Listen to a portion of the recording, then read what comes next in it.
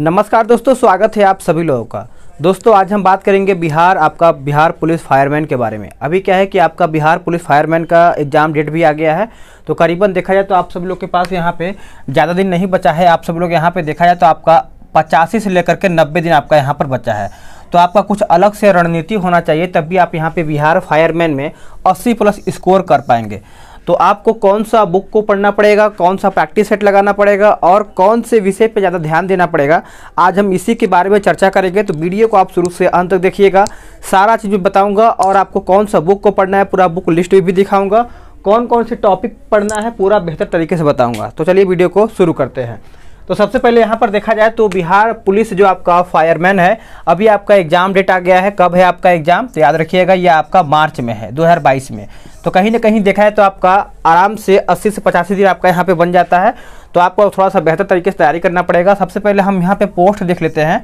अगर हम पोस्ट की बात करें तो यहाँ पर देखा है तो आपका 2380 यहाँ पे 2380 जो है आपका पोस्ट दिया गया है और इसी में से आपका दो कैटेगरी में बांटा गया है। अगर हम बात करें यहाँ पर मेल के बारे में, तो यहाँ पर देखा है तो मेल का आपका जो दिया गया है आपका पोस्ट यहाँ पे 1487 है और फीमेल की बात करें तो 843 है।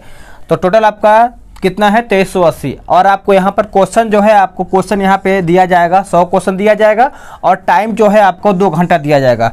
तो टाइम की अगर हम बात करें तो आपका 2 घंटा बहुत ज़्यादा है, आराम से आप 100 क्वेश्चन को सॉल्व कर पाएंगे और एक क्वेश्चन आपको 1 नंबर देगा।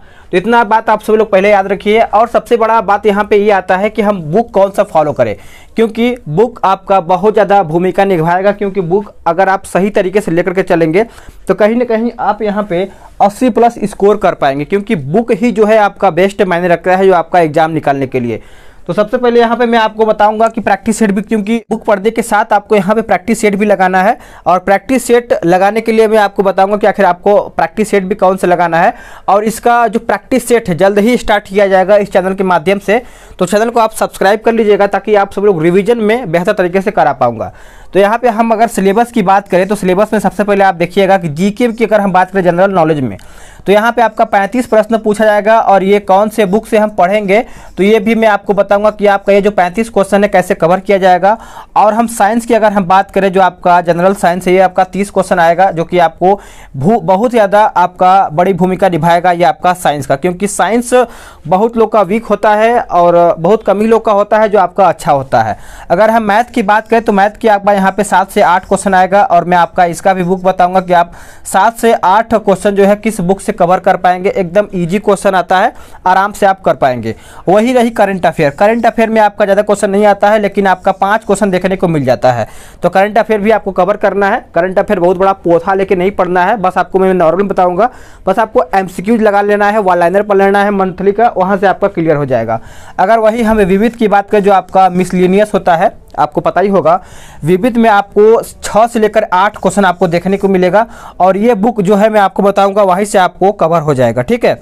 और वही बात करें हिंदी और इंग्लिश, देखिए हिंदी और इंग्लिश में अगर हम देखें तो आप हिंदी भी सॉल्व कर सकते हैं या फिर जिसका इंग्लिश अच्छा है वो इंग्लिश भी कर सकता है।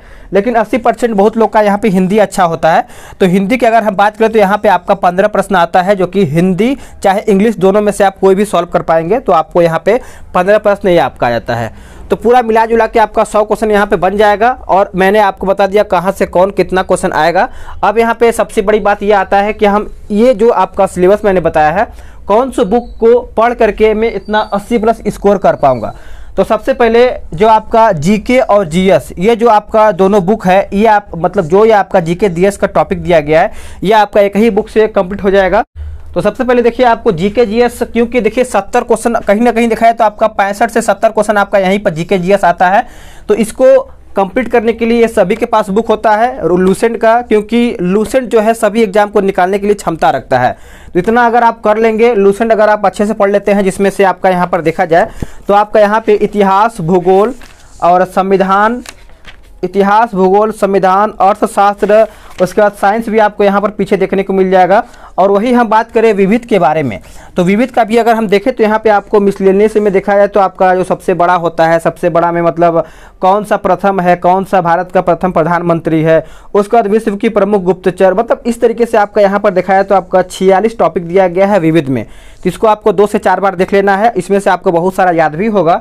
और वही हम बात करें हिंदी के बारे में, तो हिंदी का मैं आपको बुक दिखा, देखिए हिंदी सबसे पहले आप सब लोग याद रखिएगा कि हिंदी सभी के पास लूसेंट नहीं होगा, तो हिंदी लूसेंट से ही पढ़िएगा, क्योंकि कोई लूसेंट में अच्छा से कवर किया है। मैं थोड़ा ये पुराना बुक है, आप नया भी ले सकते हैं, अगर आपके पास पुराना है तो उससे भी काम चल जाएगा।